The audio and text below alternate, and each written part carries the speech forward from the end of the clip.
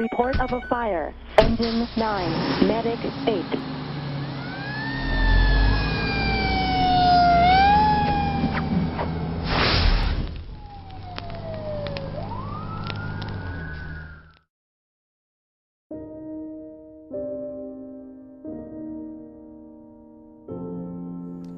I'm Scott Widener, firefighter-paramedic with the City of Columbus Division of Fire. My job requires me to help people as well as prevent injury or death. Each day we work a 24-hour shift. You can easily touch hundreds of lives. This I know from personal experience. You may have heard the story of my son Jude. He passed away from SIDS, sudden infant death syndrome, in 2011. My family experienced a tragedy I wish upon no one. With your help, we may very well decrease the infant mortality rate in this community, if not the entire state. It starts with a little knowledge, the generosity of local health departments, and using our ability as first responders to act in the line of duty.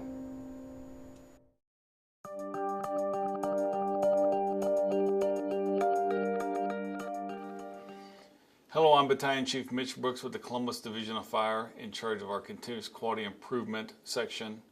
I am the CQI Supervisor. Wanted to share a few stats with you in regards to infant safe sleep. Ohio is number 47 out of 50 when it comes to infant mortality, making us the third worst state in the union. On a national level, twice as many babies die here than in New York. Let's take a closer look at the breakdown by zip code. As indicated in red, you can see that the southeast portion of the city has been most affected by SIDS deaths for the years 2009 through 2012.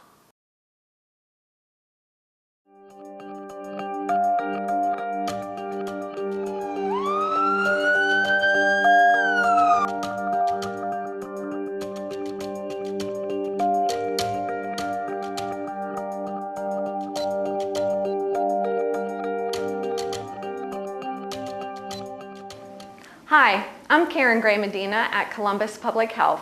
I'm the director of our Child Fatality Review Program and Infant Safe Sleep Program.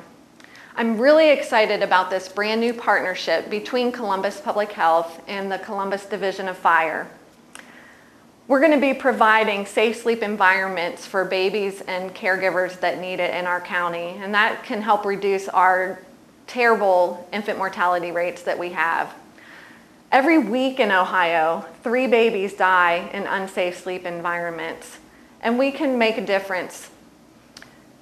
Over 60% of the babies are sharing a sleep surface when they die, and 75% or 3/4 are not sleeping in a crib at the time of their death. So again, these are things that we can change. We can make a difference in the lives of these babies, and we can make more babies see their first birthdays. If you have any questions as you're rolling out this new program and delivering the cribs to the families that need them, feel free to contact myself or my colleague at Columbus Public Health, and we'll help you in any way we can. The ABCs of safe sleep. A, alone, B, on your back, and C, in a crib. When I say that your baby should be alone, that means alone. That means no co-sleeping. That means it doesn't sleep with another child. It means it doesn't sleep with a parent or a caregiver. It also means, like, after a mother's done feeding the baby, that it goes back into its bed. The baby needs to be alone and properly dressed. B is on its back. The baby is safest on his back. A long time ago, before 1994, it was recommended to be on the belly. That is no longer found to be safe. The best recommendation is for the baby to be placed on its back on a firm mattress. C stands for crib.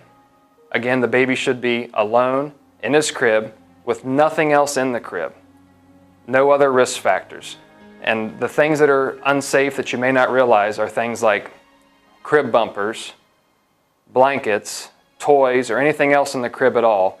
All these things can be a suffocation hazard and are found to be unsafe. So again, safe sleep for a baby is very simple.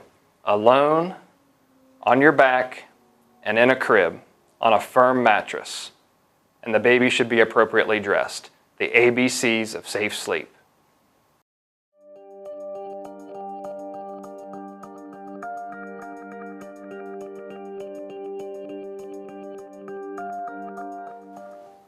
As you can see, SIDS is really important to me because it's something that I've personally went through myself.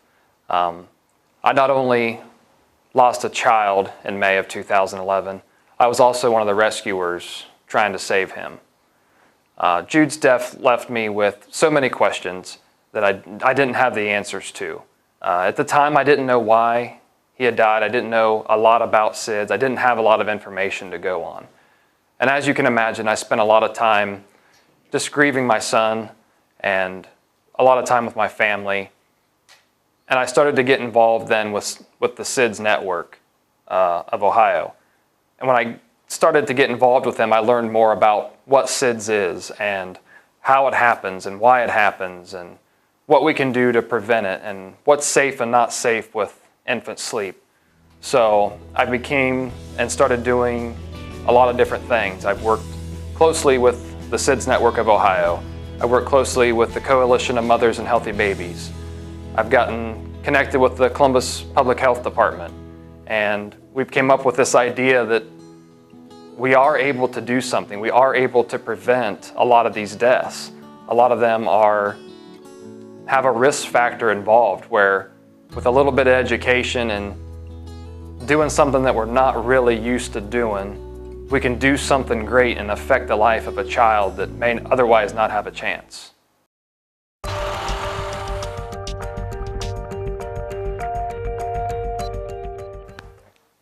Columbus Fire is on the front lines of pediatric emergencies.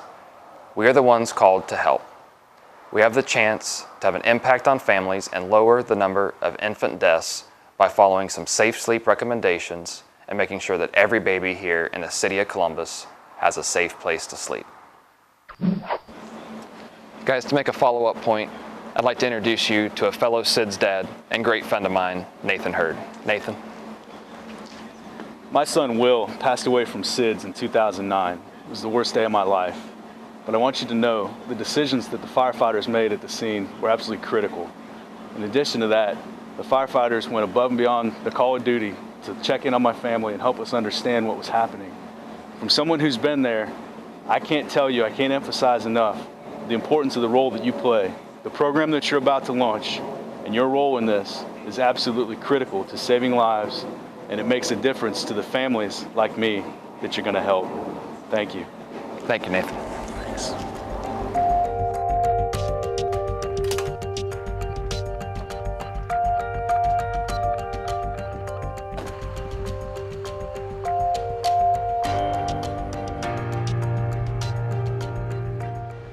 This is what we're asking you to do.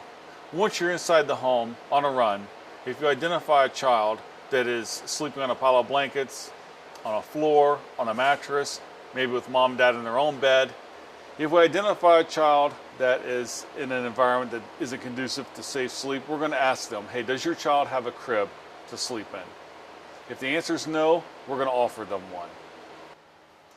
The EMS supervisor will be responsible for going out to the scene with a crib, offering the crib and setting it up for the family. I want to emphasize that these cribs are for children newborn to 1 year old. Again, if you have any questions or concerns, please call your EMS supervisor. Guys, I'd like to thank you in advance for participating in this. All we're asking the medics to do is simply identify a need. We're not asking anything more of the medics. I personally feel this is a very good endeavor that we're taking on. We have the ability to directly impact a child in this city. As we talked about, our mortality rates are very high in Columbus, Ohio. We have a chance to turn that number upside down and reverse this. So thanks again for your help. Thanks for your attention to this. And please, take it serious and help us out. Thank you. I just quickly wanted to go over the actual pack and play that we have and how we set it up, and then also the tough book changes and a little bit of information that goes along with it.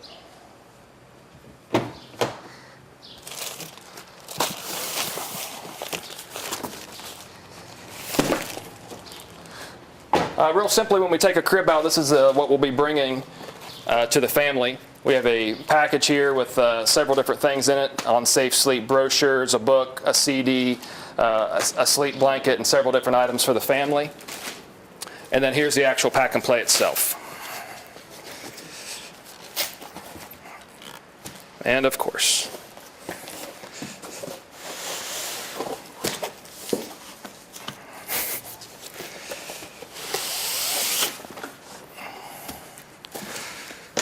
the pack and play here sets up pretty easy. There's only a few steps, and I'll quickly go through them. This is your pack and play here itself, and the order in which you set this up is very important. It's got 4 arms on both sides, so what you'll want to do first is just simply snap the 4 arms into place before you press the bottom down, and you just pull up on them to snap them in place. There's nothing special there about the arms. And once you get all 4 arms pressed up and in place, you can just press the center down, and your pack and play is set up. We have a sheet in there, and you can put the sheet on to the flooring of the pack and play, and then you just simply place this in here. And this is already ready for a baby to sleep. It's that simple. Then as far as taking it down, you just go in reverse order. And the order is important or you'll get stuck. So you'll remove your floor.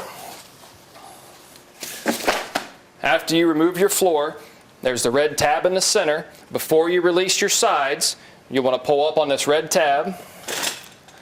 And then it's just simply in any order releasing the buttons on all 4 sides, and you can collapse this back down.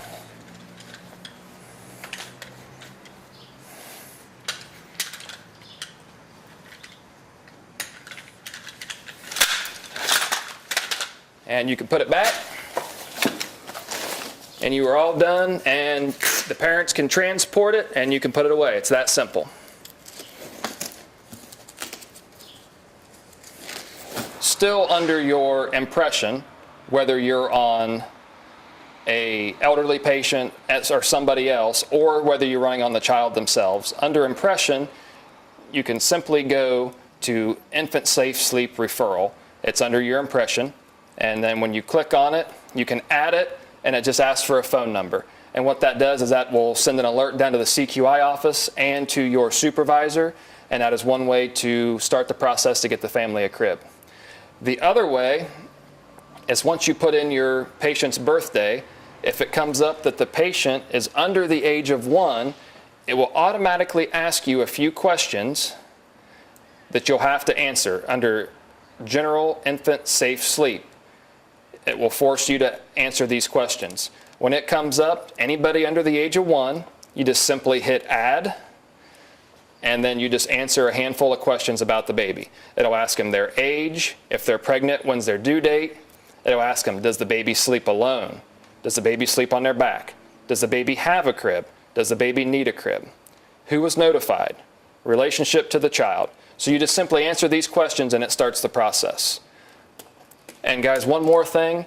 If you're on a fire run, if you're on a CO run, if you're not on an EMS run, you come across a family that needs one. You don't have to have a tough book to start this process. Simply call your supervisor on his cell phone, at the station, on the walkie, and just let them know you've came across a family that needs a crib. So we have multiple ways we can get these families crib. Use your tough book, use your radio, use your cell phone, and I appreciate you guys working with me and helping me and making this a successful program.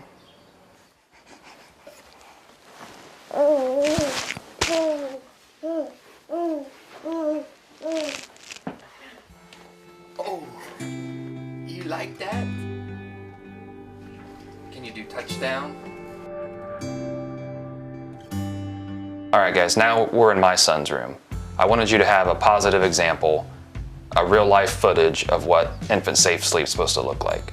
As you can see here, we have my son's crib, and by looking at it, you can see that there's nothing in it.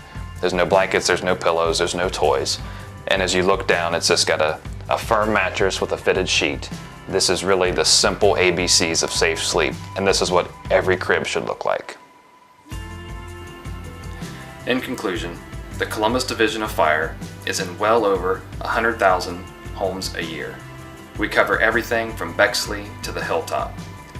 Even if turned down, our goal is to create awareness and to do our best to make sure every baby has a safe place to sleep.